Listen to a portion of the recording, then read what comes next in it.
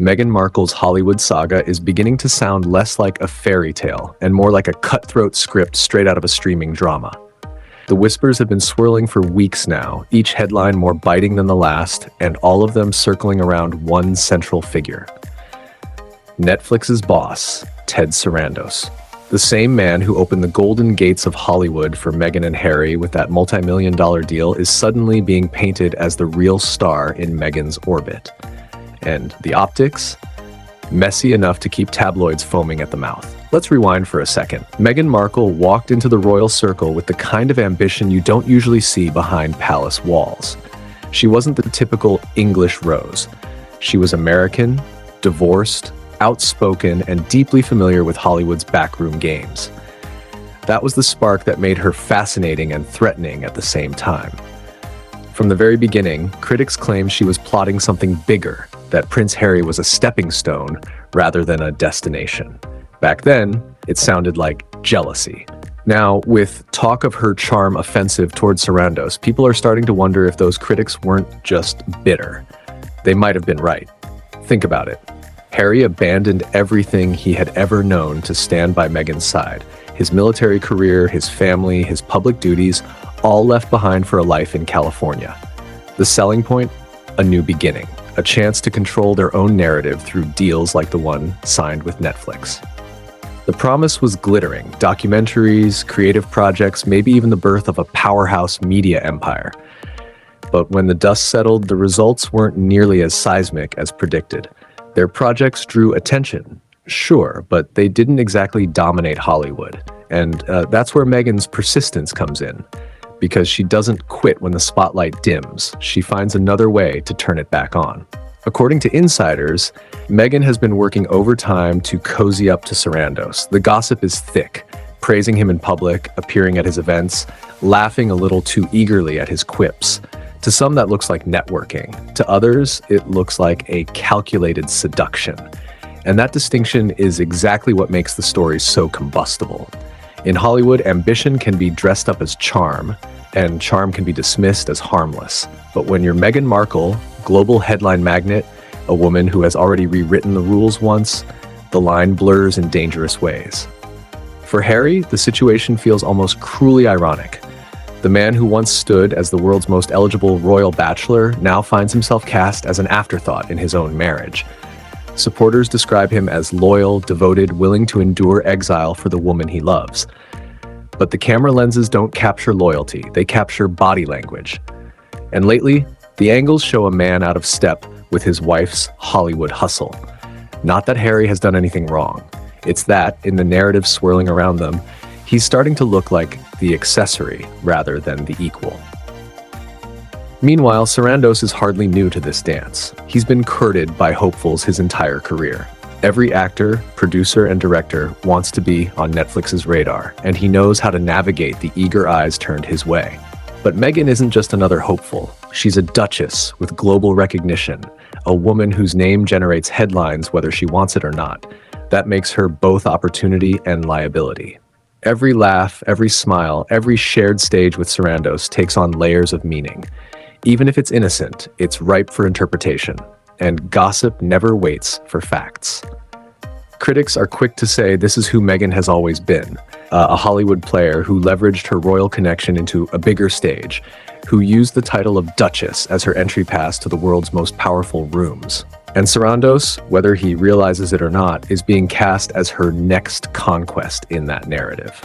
The tabs have already sketched the caricature. Meghan, the social climber, Harry, the loyal but sidelined husband, Sarandos, the Hollywood king, being wooed by a woman who refuses to stay in the shadow. It's brutal, and yet it sells. Headlines need drama, and Meghan delivers it without fail.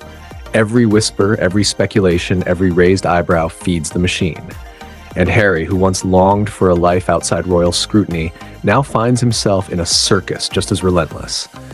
Only this time, he's not the rebel prince. He's the man trying to keep up with a wife who understands that in Hollywood, relevance is everything, and charm is currency. The question is whether he's willing or able to keep playing along. The image of Meghan Markle trailing behind Ted Sarandos at industry events has become catnip for gossip columnists. Photographers snap the smiles, the hand gestures, the effortless way she positions herself within his circle, and suddenly a dozen stories bloom overnight. Some claim she is merely playing the Hollywood game, showing up where the power brokers are. Others insist the glances and proximity hint at something more calculated, the kind of attention that has less to do with business contracts and more to do with personal ambition. And whether true or not, the optics are powerful enough to make Harry's role in her life feel increasingly blurred. Observers describe how Meghan's instincts thrive under the flashbulbs. She knows where to stand, when to laugh, how to linger just long enough to be noticed, but not enough to spark accusations of desperation. It's the same performance that elevated her from cable actress to duchess. Hollywood doesn't just reward talent, it rewards audacity. And Meghan seems to understand that audacity must be repeated, sharpened, and directed at the right targets if she intends to maintain her relevance. Sarandos, sitting atop one of the most influential platforms in the world, is the perfect target. Harry, on the other hand, cuts a contrasting figure. While Meghan thrives on appearances, Harry looks increasingly uncomfortable in the same rooms. The man once known for his cheeky charm now appears subdued, even distracted, when compared to his wife's seamless social navigation. Friends close to the couple whisper that Harry is frustrated by the endless cycle of rumors, but his silence only amplifies the perception that he's being pushed into the background. In a world driven by perception, silence can look a lot like weakness. Critics point to this imbalance as proof of Meghan's long-term strategy. They argue she has always chased power, that she thrives on aligning herself with figures who can elevate her status. The royal family once served that role, and when the palace walls became too restrictive, Hollywood became the next stage. Now Sarandos represents not just an ally, but a potential gateway to sustained control of her narrative. The more she is seen with him, the more she signals that her influence isn't fading, it's expanding. Of course, defenders of Meghan push back. They argue this is sexism disguised as scandal, that a woman building professional connections is judged far more harshly than any man would be. They remind critics that Meghan and Harry's Netflix deal remains a major partnership, and proximity to Sarandos is natural, even expected. But gossip is rarely rational. Gossip thrives on suggestion, not proof. And right now, suggestion paints a story of a duchess maneuvering herself into Hollywood's inner sanctum by whatever means necessary. The irony is thick. Meghan and Harry left the monarchy to escape the suffocating scrutiny of the British press. Yet in California, the spotlight has only intensified, and the rumors cut even deeper. Royal critics mocked her for not fitting into palace life, while Hollywood insiders now debate whether she fits into theirs. She is caught in the endless cycle of being too royal for Hollywood and too Hollywood for royalty. That tension alone makes her irresistible to tabloids, and Sarandos has inadvertently been written into the script. What complicates the picture further is how Netflix itself is positioned. For the company, Meghan remains both a lucrative partner and a volatile figure. Her name guarantees clicks and attention, even when tied to controversy. But media giants don't like risk, and whispers about her motives can become liabilities. If the rumors grow louder, Sarandos may find himself forced to create distance, regardless of whether there's truth behind the speculation. For Meghan, losing that proximity would sting, because in Hollywood, access is everything. Meanwhile, Harry faces the hardest question of all: where does he fit? He walked away from centuries of tradition for freedom. But that freedom now feels like a stage he doesn't know how to perform on.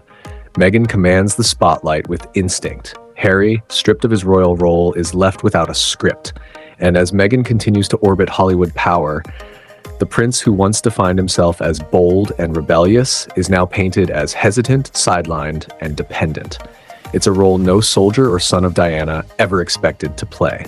Meghan Markle's trajectory reveals a pattern that is impossible to ignore. Every stage of her life has been defined by reinvention. From a supporting role on a television drama to a headline-making royal, she has continuously leveraged each opportunity to climb higher.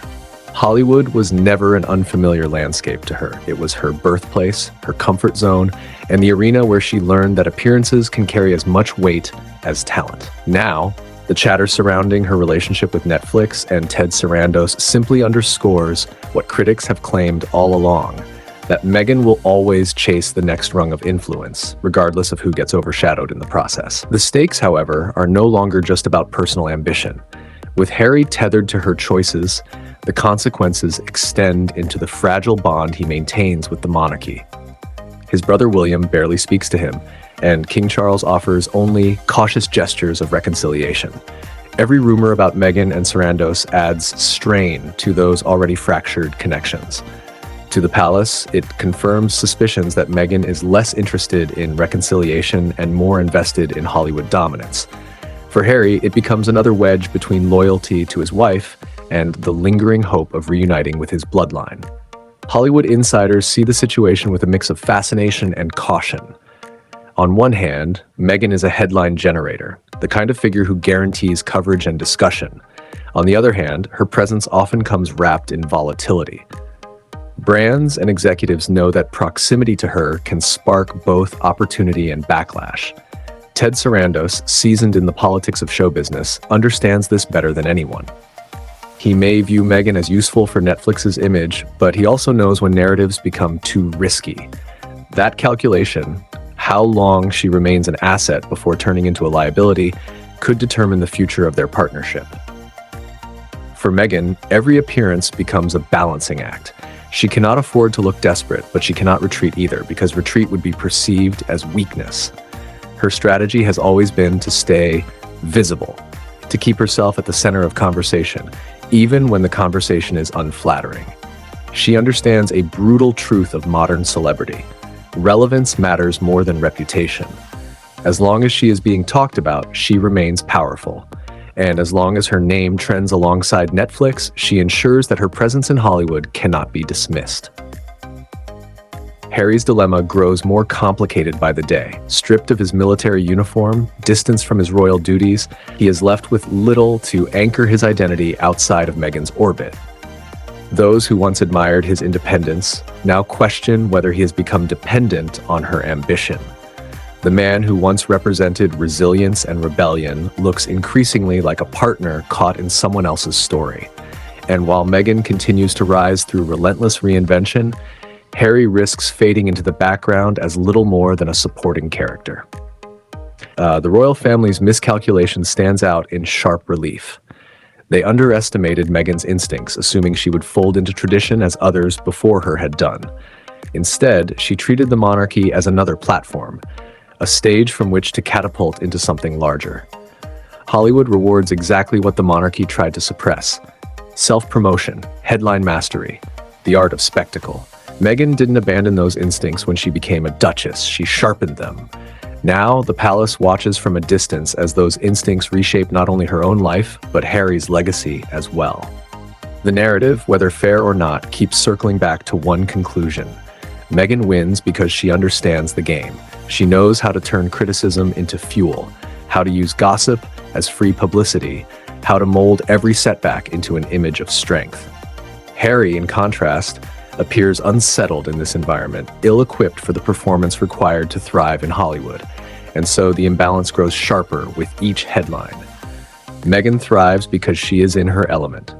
Harry struggles because he is not. What lies ahead is uncertain. Sarandos may decide that the speculation has gone too far, forcing professional distance. Meghan may find another avenue, another figure, another stage to secure her spotlight. Harry may attempt to reclaim his narrative, though the odds grow slimmer the longer he lingers in her shadow. What is certain is that the drama will not disappear. The gossip industry thrives on this story too much, and Meghan has shown no signs of retreating from it. As long as ambition fuels her and silence surrounds him, the Hollywood saga of Meghan and Harry will keep writing itself.